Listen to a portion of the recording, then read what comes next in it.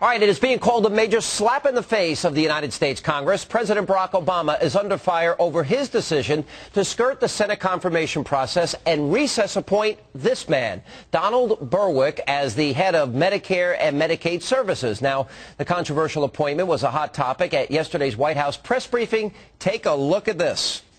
There are aspects of the health care law that have to be implemented on a timeline that I'm sure many who opposed Dr. Berwick for political reasons didn't want to see implemented. We are not going to have the viewpoints of a few hold up the law of the land.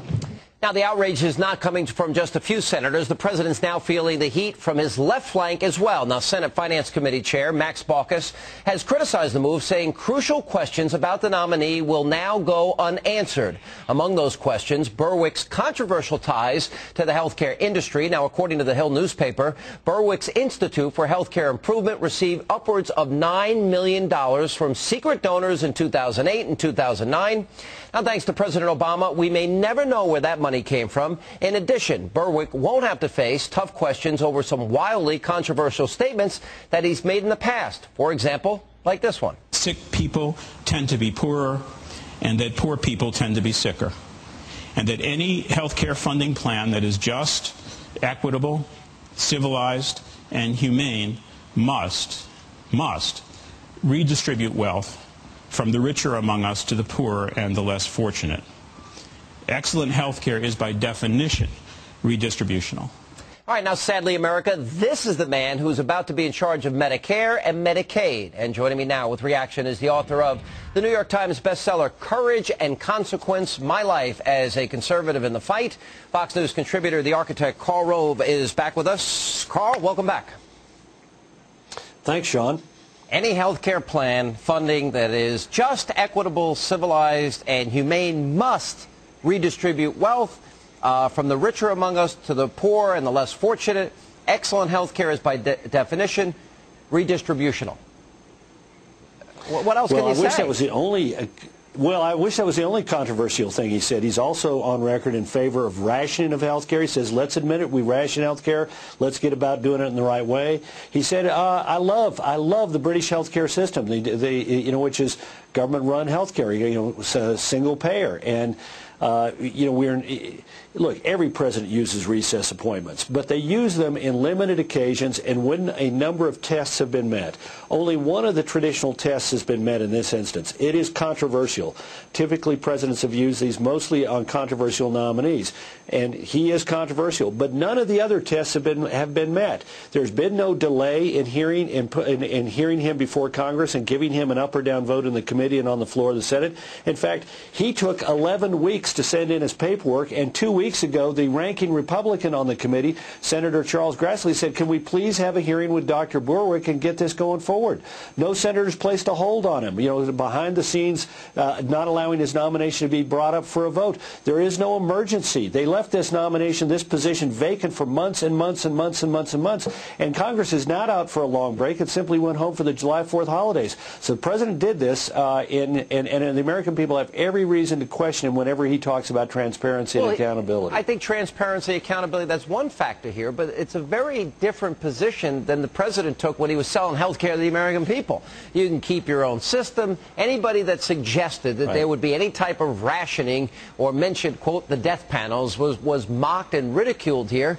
But basically, he's confirming this is what he supports, because he supports the British model, which in fact has a government rationing body which calculates the finances based on your the age that they expect you'll get to, and they decide whether or not you'll get the care, your life expectation. Yeah.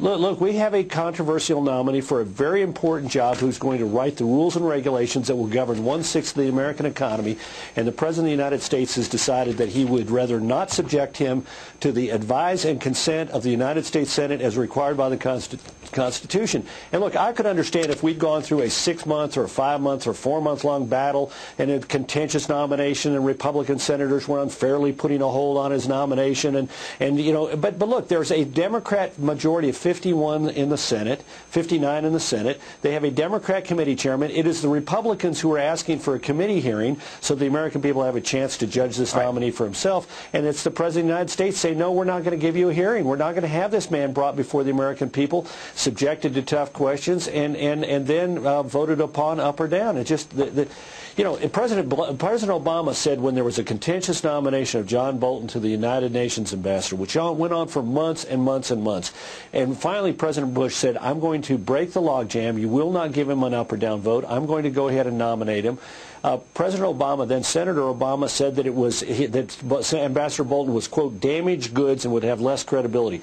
I think that happened at the end of a long, contentious battle. This happened at the beginning of the process, not at the end. I think the CMS director, Dr. Berwick, is going to enter office as more than damaged goods and with very little credibility because of the way the president put him in. All right, so let's look at the big picture here. We're 117 days away from an election. Unemployment still near double digits in spite of $3 trillion this president accumulated in debt in less than 2 years.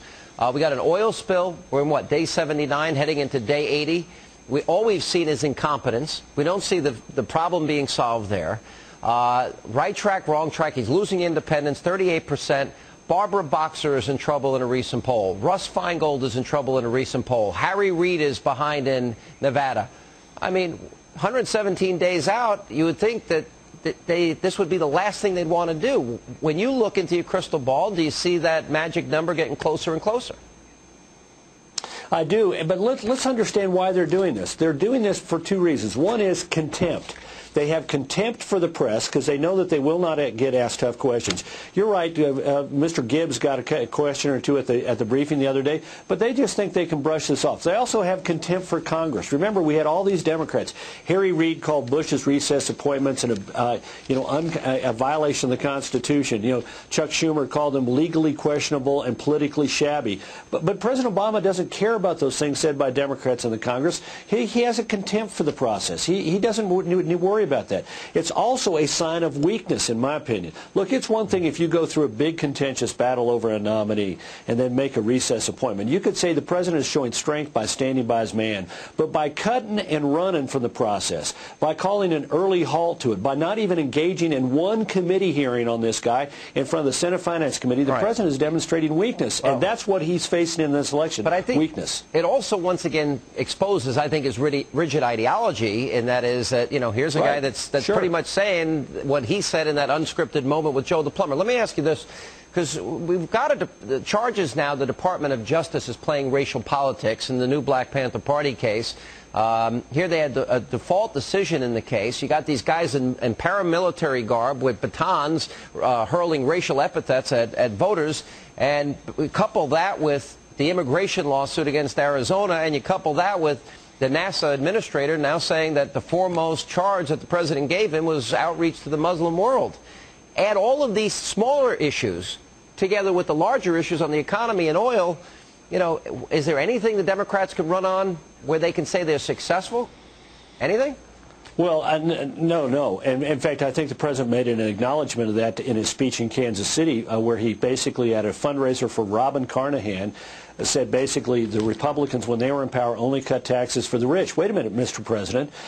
President Obama may not have been in Congress when it happened, but he could certainly read the laws, and that is to understand that tax rates were cut for every American who pays taxes. In fact, the bottom rate was lowered from 15% to 10%. The biggest percentage tax cuts went to the people at the bottom, and President Obama knows he can't run on his record, so he's distorting those of his opponents and trying to get away with it. But look, they're in deep trouble, and he is simply making it worse for them. All right, Carl Rove, thanks for being with us. As always, we appreciate it.